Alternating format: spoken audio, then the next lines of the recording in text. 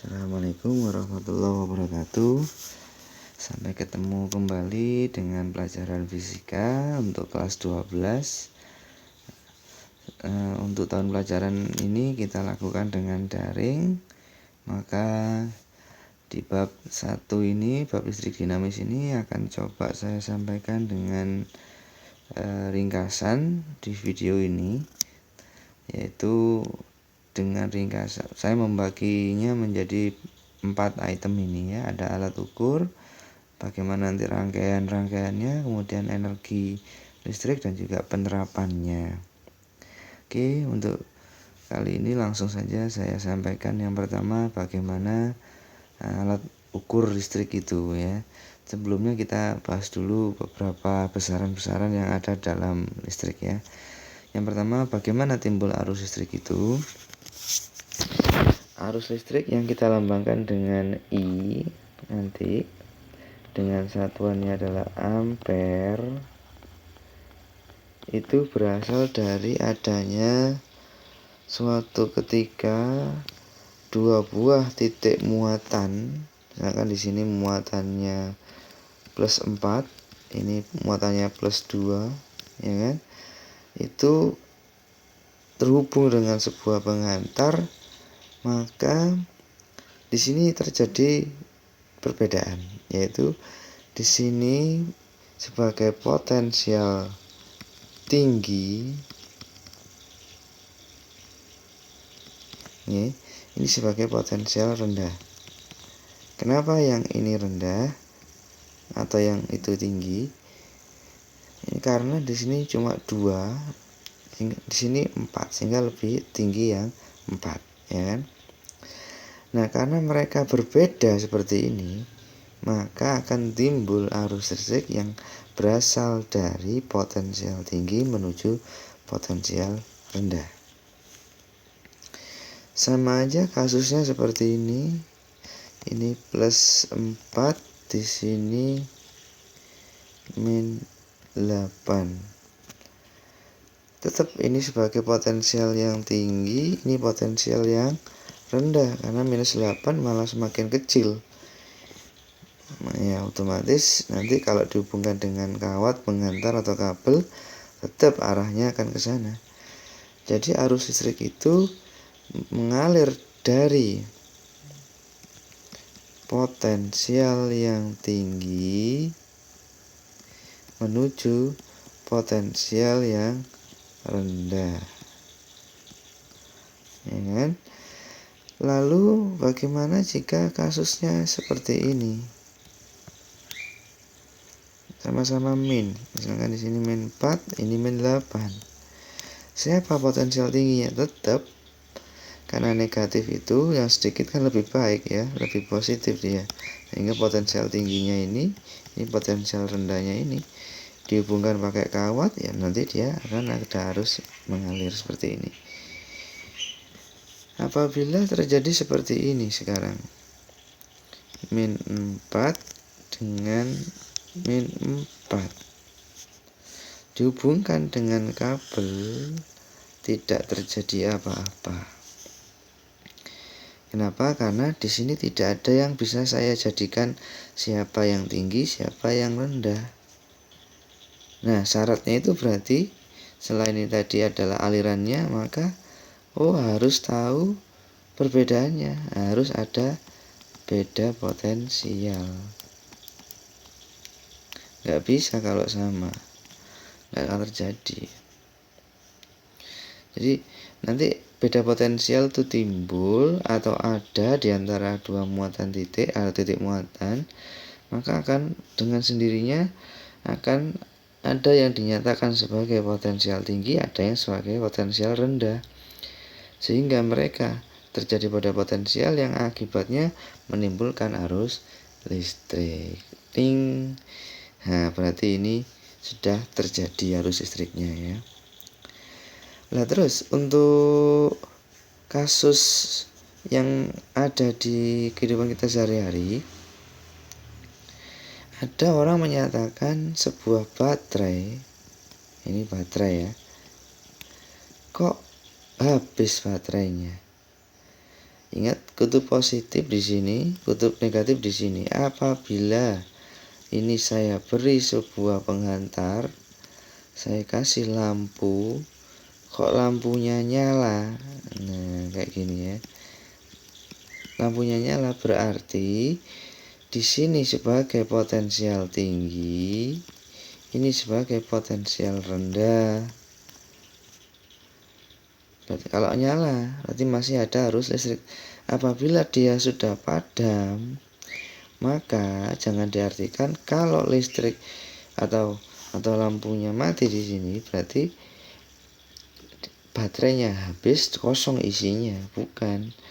Ini kalau dilempar ke orang ya, walaupun baterainya habis ya masih sakit. Nggak ada perubahan massa di sini. Kamu timbang baru sama yang habis tuh nggak ada bedanya. Di sini cuma ada perbedaan, yaitu pada potensialnya tadi awalnya. Nah sekarang karena dia habis, maka ini loh sudah tidak terjadi, sudah tidak ada rendah dan sudah tidak ada tinggi, sehingga tidak ada kutub positif, tidak ada kutub negatif. Ya nggak usah, nggak ada harus mengalir di sini tadi. Nah itu ya. Nah arus listrik kita lambangkan I dengan satuan ampere. Lah kalau beda potensial ini kita lambangkan dengan huruf V. Ya, huruf V. Satuannya adalah volt. Nah, jadi pada listrik arus searah intinya itu kalian nanti mempelajari dua besaran ini ditambah satu lagi nanti. Apa itu? Itu yang adalah fenomena ditemukannya sebuah ini kasus di mana ada suatu kabel penghantar diisi arus 10 ampere misalkan, diberikan arus 10 ampere. Loh, nyampe ini kan awalnya ya. Nyampe titik sini kok tidak 10 ampere. Nah, nyampe sini kok tidak 10 ampere. Kemana? Apakah kabel itu bocor? Ini bukan arus air ya. Ternyata di sini sudah ada yang pakai, karena kabelnya itu panas, jadi energinya dipakai sebagai energi panas. Nah, energi panas itu timbul karena adanya di sini adalah hambatan. Ada yang menghambat, ya kan? Misalkan di sini adalah sebuah pipa gitu ya. Pipa itu kalau di sini dikasih batu tengah-tengahnya kan arus yang di sini kan jadinya kecil. Nah, kayak gitu. Di sini kasih 10 liter lah, yang keluar kok cuma 7 liter lah, yang 3 liter kemana ya, terhambat oleh batu misalkan. Nah kayak gitu itu ya. Nah, jadi ada hambatannya di sini ya. Nah, ada hambatan ini dalam bahasa fisikanya adalah resistor, yang nanti satuannya adalah ohm ya, karena penemunya ohm. Nah lambangnya seperti ini, omega ya, ohm. Oke, ini adalah 3 besaran penting yang ada dalam rangkaian arus searah. Yang pertama tadi adalah I, kita tahu tadi adalah arus, ada V, beda potensial, dan ada R adalah hambatan. Nah, inilah 3 besaran penting yang akan kita pelajari nanti di arus listrik searah ini. Oke, kita lanjutkan. Hukum Ohm. Ya, karena tadi ada itu ya, ada hambatan ya yang ditemukan oleh George Simon Ohm ya. Maka diteliti lebih lanjut, ternyata hambatan itu ya nanti sebagai penghambat, yang artinya berarti merugikan, ya kan?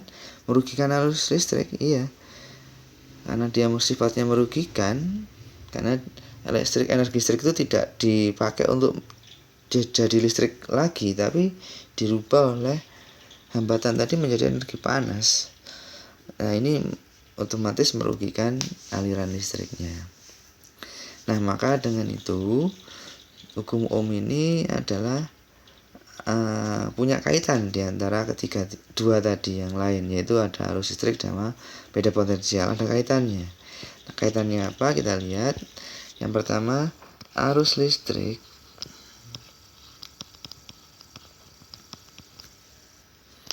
itu kan memiliki persamaan I, yang mana bisa kalian cari dengan persamaan I sama dengan Q per T, ya kan.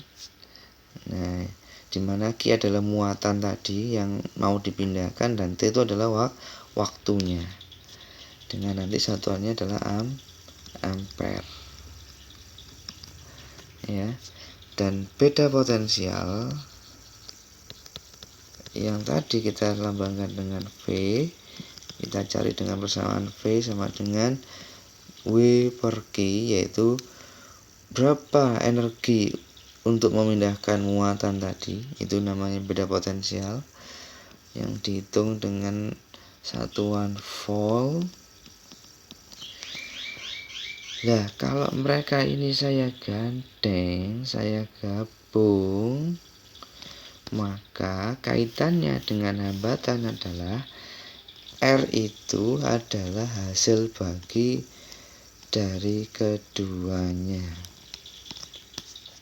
Nah, ini kalau dihitung nanti akan menjadi suatu persamaan yang baku yang kita kenal dengan hukum Ohm seperti ini. Jadi hukum Ohm itu dikenal dengan persamaan ini, yaitu hasil bagi dengan V dengan I menghasilkan hambatannya itu sendiri. Nah, ini hukum Ohm di sini. Namun hukum Ohm tidak itu awalnya. Awalnya hukum Ohm itu George Simon Ohm itu menemukan faktor hambatan R itu adalah dari persamaan Rho dikalikan dengan L dibagi dengan A, yang mana ini hasil ini pengukuran dari fisiknya, fisik penghantarnya, yang mana dihitung dulu panjangnya, ini A itu luasnya, areanya ya, dan Rho ini adalah hambatan jenisnya, tergantung bahannya, hambatan jenisnya, kawatnya itu bahannya apa, nanti akan saya kasih tabelnya ini. Lah, ini dihitung pakai fisiknya, dihitung L sama A nya, dan ini dihitung dikalikan. Nah, hasilnya sama loh dengan penghitungan Ohm waktu membagi antara volt dengan ampernya, sama. Sehingga inilah yang dikenal dengan hukum Ohm itu. Jadi hambatan itu memang benar ada, dari dua persamaan ini dibuktikan sama. Oke, jadi dari sini kita bisa mengkaitkan dalam memilih kabel, seperti pertanyaan di diskusi kemarin. Bagaimana suatu kabel yang baik itu untuk dipasang dalam rangkaian rumah? Itu yang pertama, hambatannya harus kecil, ya kan? Aliran, sekarang aliran yang baik itu harus memiliki apa? R-nya kecil, ya kan? Nah, supaya kecil maka lihat hubungannya ini. Nah, tadi kan I itu supaya besar kan maka R-nya harus kecil ya, berbanding terbalik kan ini dari sini tadi, ini artinya secara fisikanya demikian. Maka supaya kecil R-nya kita lakukan dengan mengatur fisiknya, yaitu kamu harus melakukan pemendekan kabel. Kabelnya dipendekkan maka R-nya juga kecil, tapi sesuai kebutuhan ya. Maksudnya ini gini, jadi jangan sampai banyak-banyak gulungan kabel di antara suatu titik dengan titik yang lain. Eman Pak kalau diputus atau dipotong, jadi dibiarin aja menggelantong dengan digulung kabelnya. Nah, itu salah menurut hukum Ohm ini, karena semakin panjang maka hambatan juga semakin besar. Padahal kalau semakin besar maka alirannya kurang baik kan. Nah, gitu. Hal yang sama juga terjadi apabila, jadi saya tulis dulu supaya R-nya kecil ini, maka yang pertama tadi ini ya, maka L-nya harus kecil. Yang kedua yaitu A-nya harus bagaimana, karena dia R sama A ini berbanding terbalik ya, atas dan bawah ini, maka A-nya harus besar. Maka pilihlah kabel yang diameternya besar. Makanya PLN tuh lihat membuat kabel itu yang dialirkan antara gardu satu dengan gardu lain itu kan besar-besar, apalagi yang sutet itu ya, itu sampai ditaruh di dalam tanah karena diameternya besar, otomatis kan berat itu. Nah itu yang besar itu lebih baik memang aliran listriknya. Nah ya gitu ya, ini ada dasarnya ya PLN membuat seperti itu. Dan kamu cari yang row-nya juga kecil. Jadi ada bahan-bahan yang memiliki sifat konduktor itu baik. Ada konduktor itu yang baik itu jika R-nya kecil. Nilai rho-nya kecil maksud saya. Hambatan jenis ini memiliki satuan ohmmeter. Kalau L ini satuannya adalah meter, ini harus wajib dalam satuan meter kuadrat karena luas ya. Nah seperti ini. Udah ini. Jadi kalau mau mencari kabel yang baik supaya aliran listriknya baik ya R-nya harus kecil. Nah ini kan syarat-syaratnya harus dipenuhi ini. Makanya di PLN itu punya standar, ada standarnya. Oke, lain kali akan saya bahas itu. Kita lanjutkan. Nah ini tadi yang saya bahas. Oke. Nah ya, jadi ini yang mempengaruhi faktor-faktornya. Ada panjang, luas, dan jenisnya kawat. Nah ini sifat bahan itu ini. Perhatikan bahwasanya konduktor yang baik, nah ini ya, konduktor yang baik itu memiliki hambatan jenis yang kecil atau rendah. Iya. Karena hambatan itu kan hal yang merugikan, maka ya supaya jadi konduktor yang baik maka harus kecil. Nah ini perhatikan, untuk konduktor yang ini bagian miliknya konduktor ya ini ya. Nah ini isolator ini, bandingkan nilainya. Nah ini kalau isolator itu pangkatnya positif 14 17, ini negatif 8 loh kan, jadi ini sangat kecil sekali. Makanya bisa kamu cari di sini siapa yang lebih kecil daripada antara konduktor ini, inilah yang baik sebagai pengantar. Coba isinya kabel itu apa? Kita lihat di sini. Siapa yang paling kecil di sini? 1,59 atau 1,72. Nah, inilah biasanya yang dipakai sebagai bahan kabel yang kalian beli, itu dalamnya isinya kabel ya. Kalau nggak tembaga ya perak. Tapi kalau perak rugi ya, mahal harganya, sumber dayanya terbatas juga. Pak kenapa kok nggak besi aja? Nah ini loh, nilainya bandingkan, lihat sendiri, lebih baik yang kecil kan. Nah maka lebih baik yang 1,72 ini. Nah kemudian nikrom 100, ini besar sekali, jangan ya.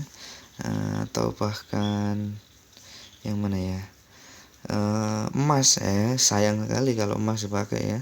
Tapi kalau bisa lebih kecil, pakai bahan yang lebih murah ya tembaga ini akhirnya. Jadi rata-rata tembaga yang warnanya kuning ini ya dipakai sebagai bahannya kabel. Kaca kuarsa itu kenapa nggak bisa mengalirkan listrik? Karena memiliki hambatan jenis yang besar. Makanya kaca itu kalau kategori bahannya dia isolator, dia tidak bisa mengalirkan listrik ya. Nah kayak gitu mas. Nah, oke, kita lanjutkan.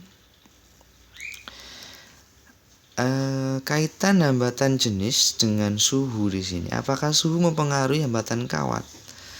Langsung ya, ini ada sebuah percobaan. Kalau di lab itu seharusnya ada percobaan seperti ini. Ini kawat kalau dililitkan, kemudian dipanasi, kemudian dihubungkan dengan lampu ke baterai. Selama ini tertutup rangkaiannya, jadi maksudnya rangkaian tertutup, rangkaian yang menghubung semua seperti ini, dan baterainya ada yang nggak habis lah gitu ya, maka otomatis lampu kan nyala.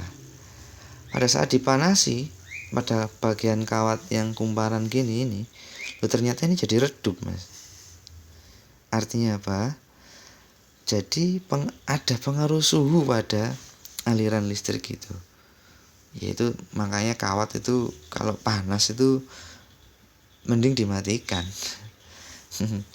Ya kan, karena mempengaruhi nilai hambatan. Kalau hambatan pengaruh, maka arus juga pengaruh.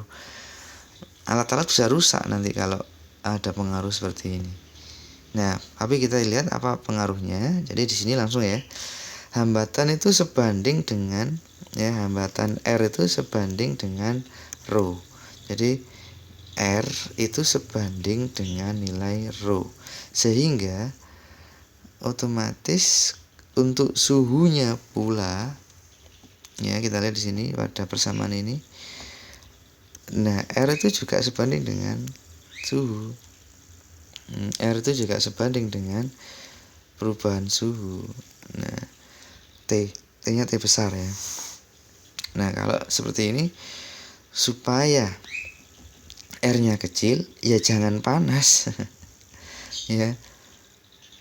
Atau karena R-nya besar itu jika terjadi perubahan suhu yang besar atau yang panas. Nah, gitu ya. Makanya kalau panas itu merugikan dalam suatu aliran listrik gitu ya. Makanya kalau alat listrik dipakai lama kan panas tuh. Ya, sesekali dimatikan untuk mengurangi suhu ya, boleh juga ya. Nah, gitu. Nah, alat ukur listrik arus sekarang. Alat ukur arus kan kita tahu tadi arus listrik kan lambangnya I. Nah, supaya satuannya ampere itu diukur pakai alat namanya ampere meter. Ya kan? Ampere meter ini dipasang secara seri ya. Dalam bahasa lainnya seri itu kayak gambarnya ini. Saya tunjukkan. Jadi ada baterai di sini. Kemudian di sini ada lampu katakanlah ya, hambatan R di sini. Lampu misalkan. Ini diputus dulu kawatnya di salah satunya ini. Diputus lalu ujungnya kedua-duanya kasihkan ke ampere sini ini. Plus sama min. Nah, inilah namanya rangkaian seri. Tidak nambah kabel lagi intinya, ya kan? Nah, ini seri. Langsung bersebelahan dengan yang diukur. Misalkan diukur R ini tadi, langsung di seri saja. Nah, inilah namanya seri.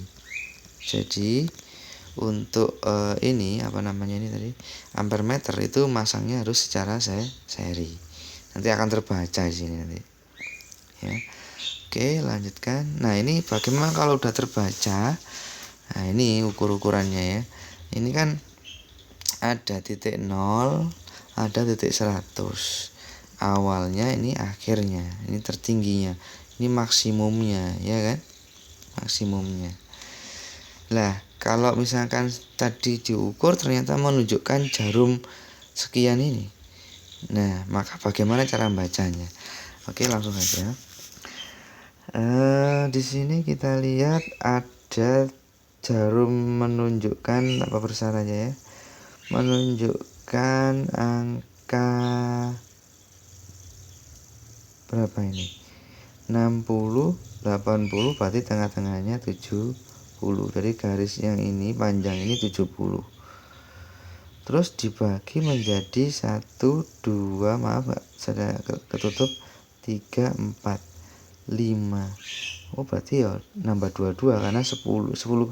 Ini kan jaraknya skalanya kan 10 dibagi 5 berarti kan 22. Berarti yang ditunjukkan oleh jarum ini adalah 72.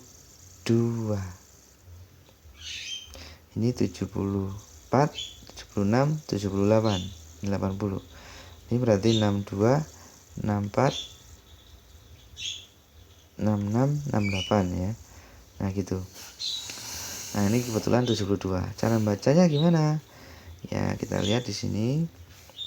Tinggal bagi aja angka yang dari jarum, ini dari jarum ya. 100 ini dari mana ini? Oh, yang maksimal tadi. Dibagi ya, kalikan dengan batas ukurnya. Di sini kebetulan 1 ampere. Jadi 72. Nah ini batas ukur ya, BU, bukan butuh uang ya, batas ukur ini. Kalikan aja 72 kali 1 dibagi 100 maksimumnya, sehingga ketemu 0,72. Nah cara penulisannya dalam laporan ya seperti ini, 0,72 ditambah atau dikurangi atau kurang lebih maksudnya gitu, atau kalau ada kesalahan, itu kesalahannya ditoleransi sampai 0,01. Jadi di sini artinya ringnya 0,71 hingga 0,73. Jadi kalau ada kesalahan ya bisa jadi pakai angka ini, kalau salah ya pakai 0,71 atau 0,73, maksudnya gitu. Nah dapat dari mana 0,01? Ya ini bagi aja BU dengan maksnya ini, 1 dibagi 1 kan 0,01 ya. Nah itu ketelitiannya, ini namanya ketelitian. Maaf tulisannya jelek, nggak di papan, nggak di sini, tulisannya tetap jelek saya ya. Ini. Nah tapi tetap ya utamakan dari hasil pengukurannya tadi, ini 0,72. Lalu sudah ya, ini untuk yang arus listrik, arusnya kita hitung dengan ampere meter yang dipasang secara seri dan mengukurnya ini caranya. Nanti yang voltmeter sama caranya, tapi masangnya beda ini.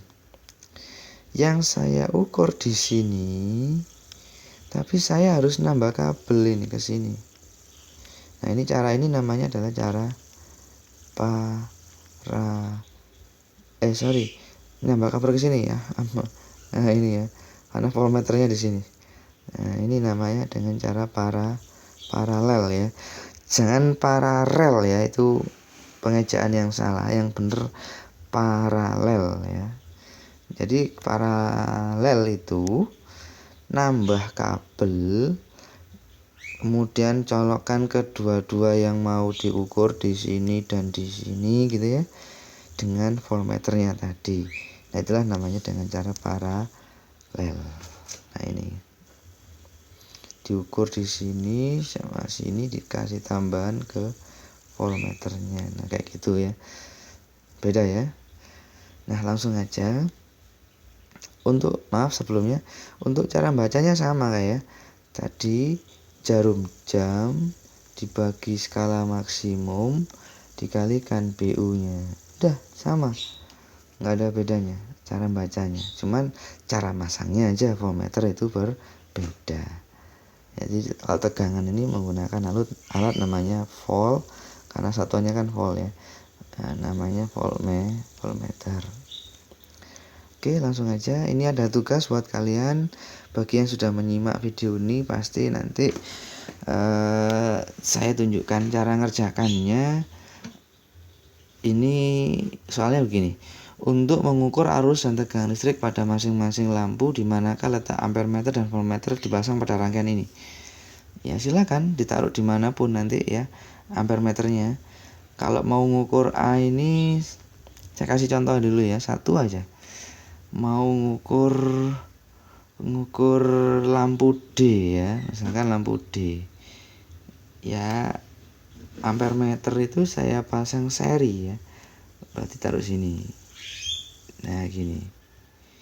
Nah untuk mengukur voltmeter kan harus paralel, maka ya D ini saya kasih kabel tambahan di sini.